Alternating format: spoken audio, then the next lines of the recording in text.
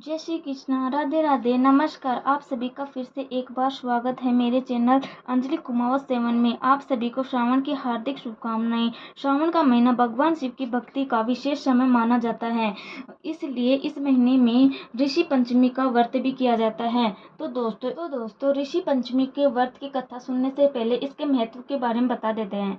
तो ऋषि पंचमी का व्रत सुहागन महिलाओं के लिए विशेष रूप से रखना चाहिए। ऋषि पंचमी का व्रत करने से महिलाओं को संसार के सभी सुखों की प्राप्ति होती है। इस दिन महिलाओं को व्रत का पूरा लाभ करने के लिए भविष्य पुराण में वर्णित ऋषि पंचमी की कथा का पाठ जरूर करना चाहिए, तभी उनका व्रत पूर्ण होता है।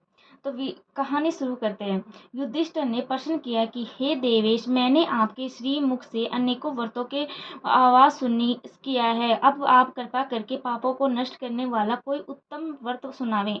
राजा के इन वचनों को सुनकर श्री कृष्ण जी बोले, हे राजेंद्र, अब मैं तुमको ऋषि पंचमी का उत्तम व्रत सुनाता हूँ, जिसको धारण करने से स्त्री के समस्त पापों का छुटकारा प्राप्त कर लेती है। हे नरपोतम, पूर्व समय में वृत्रसुर का एक वध करने के कारण इंद्र के उस पाप को 4 स्थानों पर बांट दिया। पहला अग्नि की ज्वाला में, दूसरा नदियों की बरसाती जल में, तीसरा पर्वतों में और चौथा स्त्री के रज में। उस रजस्वला धर्म में जाने व अनजाने उससे जो भी पाप हो जाते हैं, उनकी शुद्धि के लिए ऋषि पंचमी व्रत करना उत्तम है। यह व्रत समान रूप से चारों वर्णों के ऋषियों को करना चाहिए। इसी विषय में एक प्राचीन कथा का वर्णन करता हूँ। सतयुग में विदर्भ नगरी में स्नेहजित नामक राजा हुए। वे प्रजा का पुत्र वध पालन करते थे। उनके आचरण ऋषि के समान थे। उनके राज्य में समस्त वेदों का ज्ञाता, समस्त जीवों का उपकार वाला सुमित्र नामक एक कृषक ब्राह्मण निवास करता था। उनकी सती जयश्री पतिव्रता थी। ब्राह्मण के अनेक नौकर चाकर भी थे। एक समय वर्षा काल में जब वह साध्वी खेती के कामों में लगी हुई थी, तब वह राजस्वला भी हो गई। वह राजन, उसे अपने राजस्वला होने का भास हो गया, किंतु फिर भी वह घर गृहस्थी के कार्यों में नहीं लग रही। कुछ समय के पश्चात दोनों स्त्री पुरुष अपनी अपनी आयु भोगकर मृत्यु को प्राप्त हुए। जब जयश्री अपने ऋषि दोष के कारण कुतिया बनी और सुमित को रजस्वला स्त्री के संपर्क में रहने के कारण बेल की योनि प्राप्त हुई। क्योंकि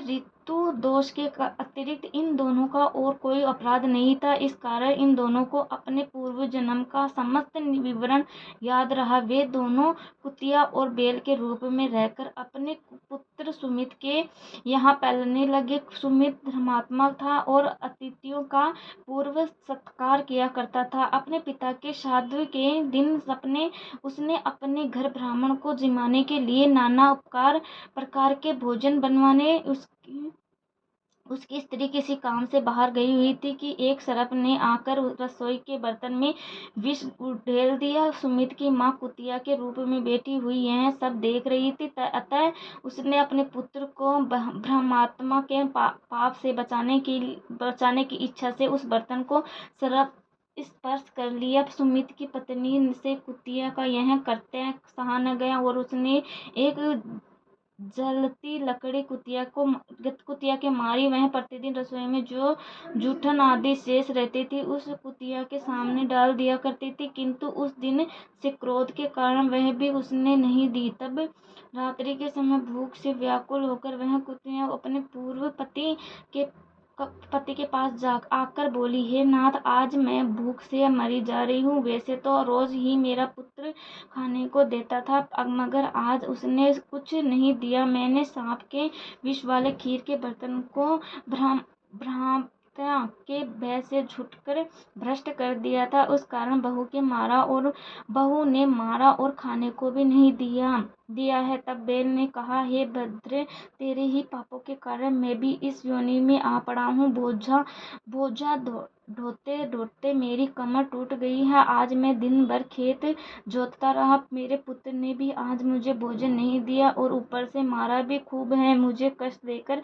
श्राद्ध को व्यर्थ ही किया है। मैंने अपने माता पिता की इन बातों को उनके पुत्र सुमित ने सुन लिया। उसने उसी समय जाकर उसके भरपेट भोजन करवाया और उसके दुख से दुखी होकर वन में जाकर उसने ऋषियों से पूछा, हे स्वामी, मेरे माता पिता किन कर्मों के कारण इन योनि को प्राप्त हुए और किस प्रकार उससे छुटकारा पाया जा सकता है। सुमित ने इन वचनों को श्रवण कर श्रप्ता नामक महर्षि दया करके बोले, पूर्व जन्म में तुम्हारी माता ने अपने उछल स्वभाव के कारण रजस्वला होते हुए भी घर गृहस्थी की समस्त वस्तुओं को स्पर्श किया था और तुम्हारे पिता ने उसको स्पर्श किया था। इसी कारण वे कुतिया और बैल की योनि को प्राप्त हुई। तुम उनकी मुक्ति के लिए ऋषि पंचमी का व्रत धारण करो। ऋषि श्री कृष्ण जी बोले, हे राजन, महर्षि सर्वतापा के इन वचनों को श्रवण करके सुमित अपने घर लौट आया और ऋषि पंचमी का दिन आने पर उसने अपनी ऋषि स्त्री सहित उस व्रत को धारण किया और उसके पुण्य को अपने माता पिता को दे दिया। व्रत के प्रभाव से उसके माता पिता दोनों ही पशु योनि से मुक्त हो गए और स्वर्ग को चले गए। जो ऋषि व्रत का धारण करती है वह समस्त सुखों को प्राप्त करती है। जय श्री कृष्ण। राधे राधे।